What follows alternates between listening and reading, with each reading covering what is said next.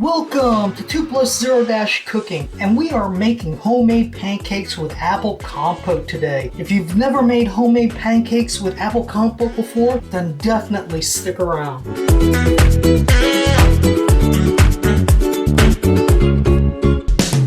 Hello, my name is Beep, and if this is your first time here, thank you for stopping by. I make small, tasty recipes for me and my plus one out of our tiny apartment kitchen. Our recipes are small, easy on the budget, and easily scalable for more servings. We post new videos every week, so just hit that subscribe button below to be notified of our next tasty video. So let's get going on this homemade pancakes with apple compote. Well, let's get started on these pancakes. I'm only making 4 pancakes today, so I need some buttermilk for this recipe. I'm going to use a sour cream and water substitute for the buttermilk. I always use a 70-30 ratio of sour cream and water. I mix the two and allow the mixture to do its thing at room temperature for at least 10 to 15 minutes. I'm just going to set the mixture to the side. Well, we need a few ingredients for the pancakes, a few bowls, and some measuring tools. Let's separate this egg into egg yolk and egg whites. I have 1 tablespoon of melted butter, which I'm going to mix with the egg yolk. I guess you could mix the butter directly into 1 egg, but the butter doesn't really want to mix with the egg whites since it's mostly water. So I tempered the butter into the egg yolk, then mix it in with the egg whites. I'm adding 1/4 teaspoon of vanilla extract. It's my plus one's favorite in pancakes and waffle batter. I need 1 cup of sifted flour for the pancakes, but I'm not in the mood to sift flour, so I'm just going to give my AP flour container a good shake. I'm adding 1/4 teaspoon of baking soda, 1/2 teaspoon of baking powder, 1 teaspoon of sugar, 1/4 teaspoon of salt. I'm going to stir all the dry ingredients together until everything's well incorporated. Now pour the sour cream water mixture into the egg mixture and stir together. Now add the wet ingredients on top of the dry ingredients. Now this is the important part. Fold the batter. There are bubbles in the wet ingredients that you want to preserve. I usually fold the batter no more than 15 times. The batter will look lumpy and you will see some dry flour. Set your batter to the side at room temperature for the next 10 minutes. The 10 minutes will give your flour time to rehydrate. Here's where you have choices. A, we like our pancakes thick and fluffy, so I'll use the batter within 20 to 30 minutes. Or B, if you like your pancakes thicker, then use the batter immediately after 10 minutes of resting time.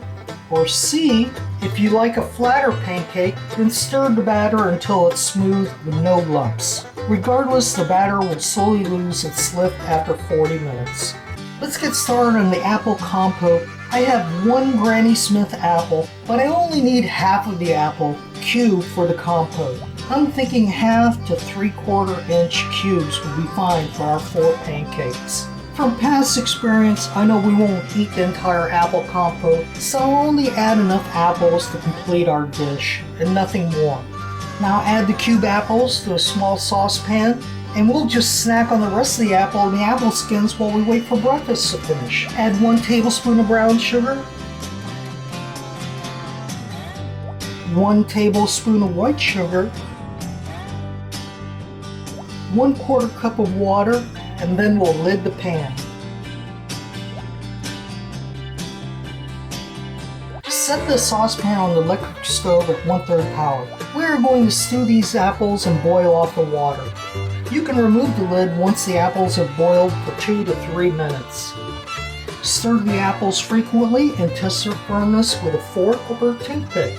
It's up to you how firm you want your apples, but we like a little bite and a little tartness to our stewed apples. After 5 minutes, the water will boil off, creating a nice syrup. I'm setting the electric stove at 1/3 power to warm our 11-inch aluminum frying pan. This 11-inch aluminum frying pan is induction ready, so the steel on the bottom will actually help retain the heat while we're making these pancakes. After 8 minutes, I'm adding 1/4 teaspoon of cinnamon to the apples and 1 clove. Stir the apples. Timing is everything. These apples are cooking too fast for my pancakes, so I'm adding a tablespoon of water to thin out the syrup and turn off the heat. Even with the heat turned off, the syrup is thickened in the warm pan. The apples look good, so I'm placing a lid on the saucepan to keep the apples warm until plating. I'm moving the 11-inch frying pan to the smaller burner just because it's easier for me to film from that angle. But definitely use your largest burner at home for even heating. I'm looking for 180 degrees, so I'm splashing some water on the pan to check its temperature.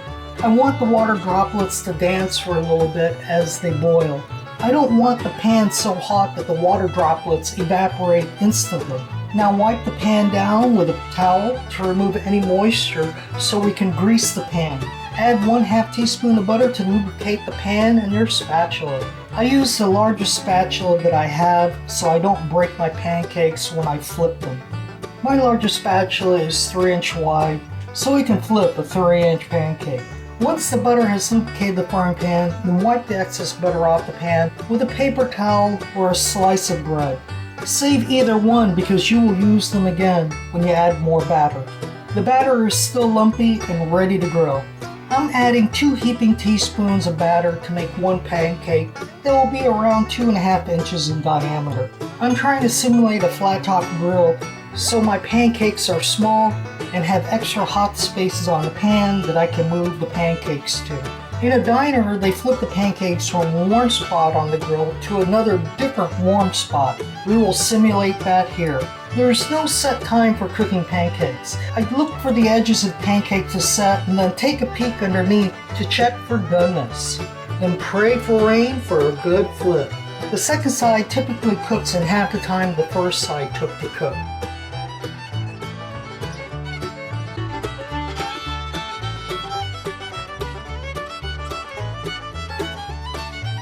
We like our pancakes thick and fluffy. These pancakes are about 3/4 of an inch thick and around 2.5 inches in diameter. 1 or 2 of these pancakes make for a satisfying breakfast or a strawberry quick shortbread shortcake.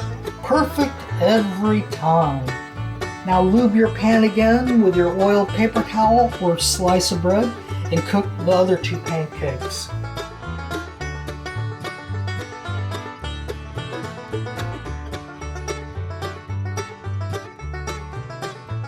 I like to bathe the pancakes in a teaspoon of butter just before plating. And that's right, we're there. I'll see you back at the counter.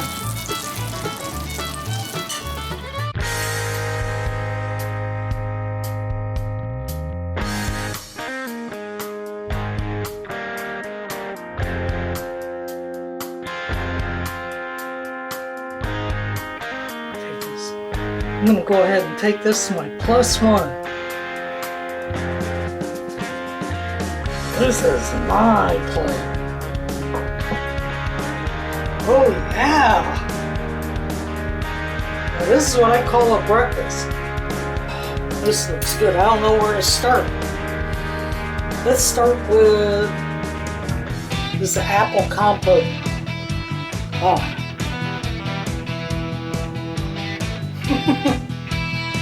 Take a look at that pancake. They don't call it quick bread for nothing. Oh yeah. Oh yeah, I gotta get some more of that. Look how airy it is. Oh wow. Oh man, that pancake came out excellent. These apples are really good. Oh, this par-cooked bacon is perfect. Oh my goodness. It's more of this compote. Put it with the egg. You know what's good with a pancake? Yeah.